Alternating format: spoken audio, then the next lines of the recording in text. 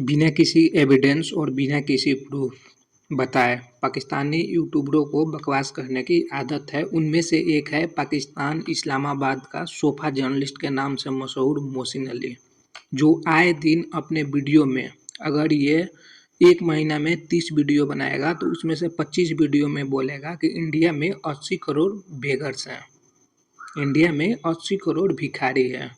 मैं आज इस चीज़ को प्रूफ करने वाला हूँ और एक-एक डाटा कहाँ से मैंने लिया है, हर चीज़ को प्रूफ के साथ में लगाने वाला हूँ और इस मोहसिन अली को, पाकिस्तानी सोफा जर्नलिस्ट को आईना दिखाने वाला हूँ कि एक्चुअल चीज़ आखिर है क्या। अब देखो, ये डाटा जो मैंने उठाया गूगल से उठाया, 2011 जो सेंसस हुआ था, इंडिया में जनगणना हुआ था कि इंडिया में आखिर कितने लोग बेगर्स हैं, तो उसमें 4 लाख डाटा शो हुआ कि इंडिया में 4 लाख लोग बेगिंग करते हैं। ठीक है, पाकिस्तान में एक रिपोर्ट में क्लेम किया कि पाकिस्तान में यही बेगर्स की संख्या 38 मिलियन है, मीन्स 3.8 करोड़। ये अप टू में लिखा हुआ है, ठीक है, उससे थोड़ा बहुत कम भी हो सकता है, लेकिन डाटा इसी के आसपास होगा। या तो 30 मिलियन होगा, या तो 32 मिलियन होगा, या 35 मिलियन होगा, इसी के आसपास में होगा, इससे नीचे नहीं होगा। जो अप टू लिखा रहता है वहाँ तक होता है। इसका मतलब ये नहीं है कि वही एग्जैक्ट फिगर है, लेकिन मान कर चलते हैं, चलो 38 मिलियन मान लेते हैं, 3.8 करोड़। अब इस डाटा को लेकर मैंने मैथमेटिक्स कैलकुलेशन किया। आप लोग देख सकते हो, इंडिया का टोटल पॉपुलेशन 146 करोड़, बेगर्स कितने हैं, 4 लाख। अप्रोक्सीमेट बेगर का अगर परसेंटेज देखेंगे, एबीपी का मतलब मैंने ये रखा है अप्रोक्सीमेट बेगर परसेंटेज, तो वो आएगा 0.027%। अगर मैथमेटिक्स के भाषा में आप लोग इसे देखोगे तो इसे नेग्लिजिबल मान लिया जाता है। अगर आप मैथमेटिक्स का क्वेश्चन सॉल्व करोगे और इस डाटा को नेग्लिजिबल मान लोगे, फिर भी आंसर उसी के आसपास आएगा। 146 करोड़ में 4 लाख नेग्लिजिबल माना जाता है, लेकिन ये बात किसकी हो रही है, इंसानों की बात रही है, इसलिए इस डाटा को नेग्लिजिबल नहीं मानेंगे। चलो 0.027% हमारी जनता बेगिंग करती है, ये चीज़ हम मान लिए। पाकिस्तान की बात आई तो पाकिस्तान का टोटल पॉपुलेशन कितना हो गया, 25 करोड़। बेगर्स कितने हैं, 3.8 करोड़। ये डाटा कितना हुआ, लगभग 15% पाकिस्तानी बेगिंग करते हैं। और ये बात किसी से छुपा नहीं है, जो पाकिस्तानी लोगों का बेगिंग का रिकॉर्ड रहा है। फॉरेन में इन लोगों को डिटेन किया जाता है, बेगिंग करने के लिए पकड़ा जाता है कि सबसे ज़्यादा फॉरेन में भी जो बेगर्स मिलते हैं, कहाँ से मिलते हैं, पाकिस्तानी से मिलते हैं। और एक मज़े की बात बता रहा हूँ, ये जो मोहसिन अली अपने हर वीडियो में बोलता है कि इंडिया में 80 करोड़ बेगर्स है, ये खुद भिखारी है, ये खुद भिखारी है। इसके पास तो कोई प्रूफ नहीं है, कोई भी बात बोल देना है, लेकिन बिना प्रूफ के भी बात बोलता है, लेकिन ये खुद भिखारी है। क्यों भिखारी है, इस चीज़ को भी मैं आप लोगों के सामने बता देता हूँ। पाकिस्तान में सुपर चैट इलीगल है और ये लोग दूसरे कंट्री का जियोग्राफिकल लोकेशन डालकर सुपर चैट लेते हैं। क्या ये बेकिंग नहीं हुआ, क्या ये ज़कात लेना नहीं हुआ? समीर खान से अपने बीवी की कैंसर की दवा के लिए पैसा लेना का क्या ये बेगिंग नहीं हुआ? आयुष गर्ग से यूएसए में जो रहता है उससे पैसा लेना, क्या ये बेगिंग नहीं हुआ? इंडियन एनआरआई से मुसलसल बहाना बनाकर पैसा मांगना, कभी बीवी की दवाई के नाम पर तो कभी फूड डिस्ट्रीब्यूशन के नाम पर, क्या ये बेगिंग हुआ या नहीं हुआ? हिंदुस्तान को भिखारी बोलने वाला ये सोफा जर्नलिस्ट सबसे बड़ा भिखारी है। इंडियन एनआरआईज को लूटना और उसी भिखारी लोगों पर शो बनाना। हम भाई भिखारी हैं तो हम इंडियन क्रिकेट पर बात क्यों करता है तुम? दिन भर में 800 इंडियन क्रिकेट पर क्यों बनाता है? एक चैनल नहीं, दो दो चैनल पर बैठते हो इंडियंस की सिर्फ चाटने के लिए।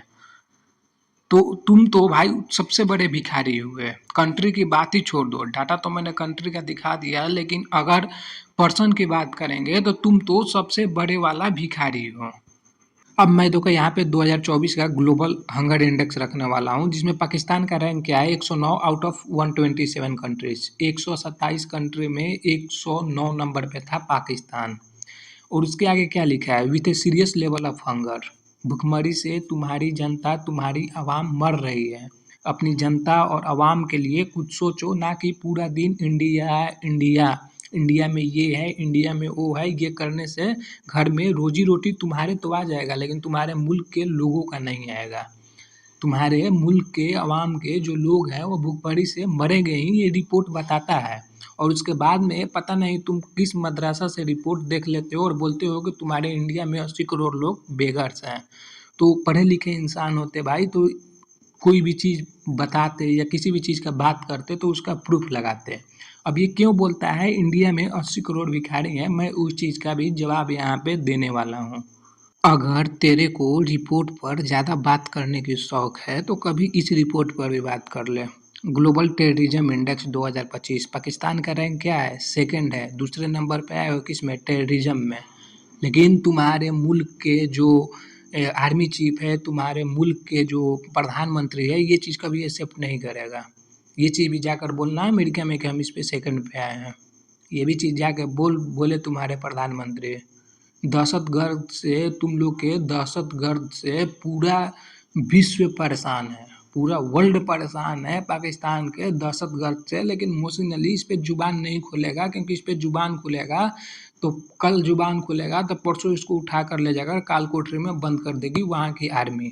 वहाँ की आर्मी इस कदर पावरफुल है कि इस पर मोहसिन अली का जुबान नहीं खुलेगा, कभी नहीं खुलेगा।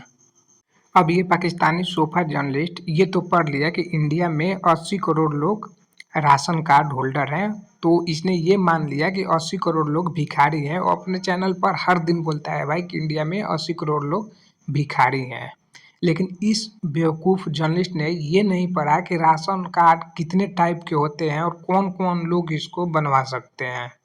मेरा सोफा जर्नलिस्ट बेटा मोहसिन अली, अगर तुम ये जान लेता कि राशन कार्ड कौन कौन लोग बना सकते हैं और कौन कौन लोग नहीं बनवा सकते हैं तो तुम इस तरह की बात नहीं बोलता। मैं एक छोटा एग्जांपल के तौर पे बता देता हूँ। मान लो मैं एक जॉब करता हूँ और मेरा मंथली सैलरी है 1 से 1.5 लाख, ऐसा मान लेते हैं। और मेरा जो फादर है वो मान लो फार्मर है, तो मेरे फादर जो हैं वो एलिजिबल है किसके लिए? राशन कार्ड के लिए।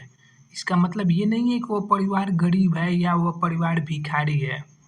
समझ गए ना इस एग्जाम्पल से आप लोग? ऐसे लोग भी राशन कार्ड बनवाते हैं और राशन कार्ड में भी टाइप होते हैं। और दूसरी बात मैं तेरे को बता देता हूँ मेरे सोफा बेटा, तुमको नहीं पता है तो, जो लोग इंडिया में राशन कार्ड बनवाते हैं उनका एक आयुष्मान कार्ड भी बनता है अगर वो अप्लाई करे ऑनलाइन तो। और उससे पता है क्या होता है? जो बड़े बड़े बीमारी होता है ना उसका इलाज मुफ्त में होता है।